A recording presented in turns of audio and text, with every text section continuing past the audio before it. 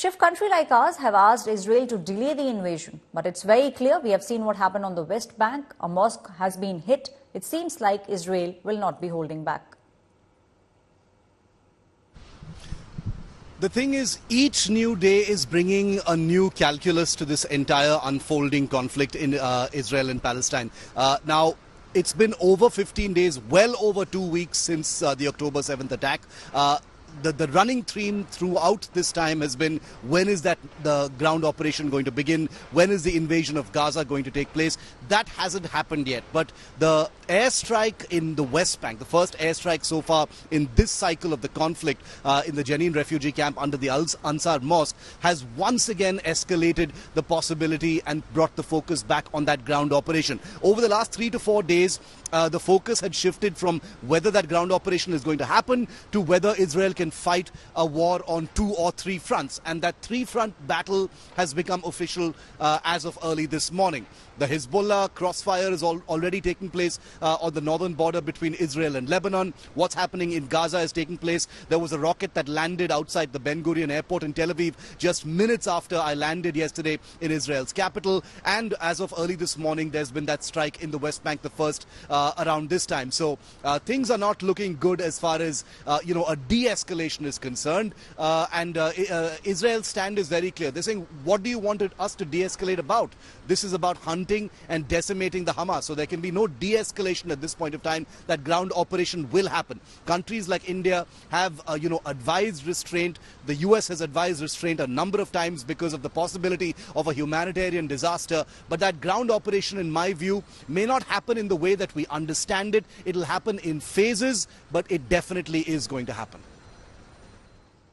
Coming to you now, Gaurav. Gaurav, in fact, you were the first Indian journalist to actually go into Palestine and to report from the West Bank. Now, with this mosque being attacked, how do you see things changing? The bombing of the Al-Ansar Mosque, the imminent threat that Israel cites even at the West Bank, marks the opening of the second front within Israel. And this is something that Israel was extremely apprehensive about, but was expected. India Today was reporting from the West Bank after Friday prayers, where a large number of youth had come out in the open to protest against the Israeli airstrikes at the Gaza Strip, men, women and children. But while those protests could be handled, Israel's biggest apprehension was the presence of Hamas terrorists even in the West Bank. So the Al-Ansar Mosque, there was very specific intelligence that Israeli intelligence agencies were able to gather about explosives, bombs and terrorists being brought there to carry out a strike against Israel. So while Israeli forces were concentrating on the Gaza Strip in the south of the country, in the heart of the country, between Tel Aviv and Jerusalem, as you go towards the West Bank, there was an apprehension that situation could escalate. And this is where Israeli forces have mounted multiple intelligence-based operations. When we were in Ramallah, we were speaking to several Palestinians who said that the forces came in numbers and arrested people. Our information is more than 70 suspected Hamas fighters were taken into custody in the past 4 days. Over 700 have been taken into custody since the 7th of October. So this marks the opening of the second front within Israel, or the apprehension of the opening of the second front within Israel. So preemptive strikes have been carried out by Israel here.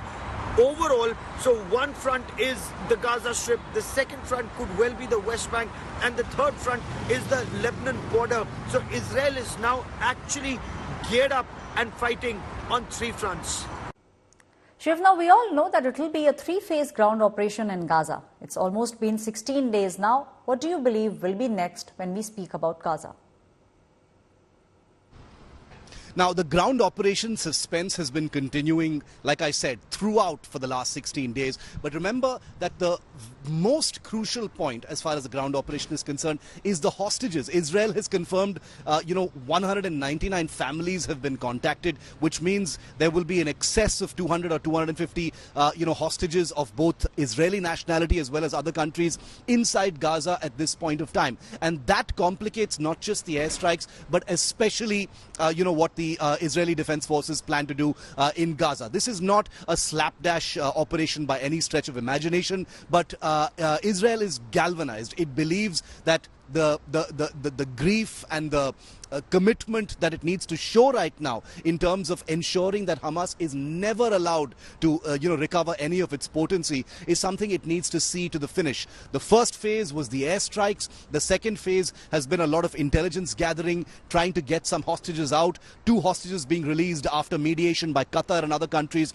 has raised a ray of hope for the other hostages. But once that happens, it's still not going to be over. Hamas is holding out, saying stop the airstrikes, then we'll release the hostages. There was a bit of a red herring as far as 2 other hostages are concerned, which Hamas said that they planned to release, but Israel threw a spanner in the works. So all of these claim versus counterclaim wars are taking place. There are proxy battles within the countries around Israel, including by Iran, Qatar, Turkey and others. So the phased ground invasion is becoming more complicated each day. And remember, as we've been reporting here on India Today, the window for a clean ground operation continues to shrink at an operational as well as a geopolitical level. So we'll have to see how that actually plays out. We've been speaking to the IDF here, and not for a moment is there even a slight bit of wavering as far as a commitment towards a ground operation that will finish Hamas is concerned.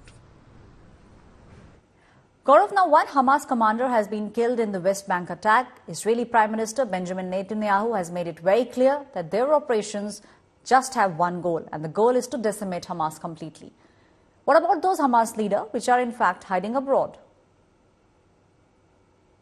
After the 7th of October, Israel made it very clear, as Prime Minister Benjamin Netanyahu said, that Hamas will cease to exist, 1, as a terror threat to the people of Israel, 2, even as an entity that could govern the Gaza Strip. So they want to decimate Hamas in all ways possible. So all the military leadership, for example, Talil al-Hindi is a military commander. He's been eliminated since the 7th of October. In the past 16 days, multiple military commanders of the army, of the Hamas military wing, of the Hamas naval wing, of Hamas bomb manufacturing units, their anti-tank units, their rocket manufacturing units, their rocket manufacturing facilities, they've been decimated, they've been taken out.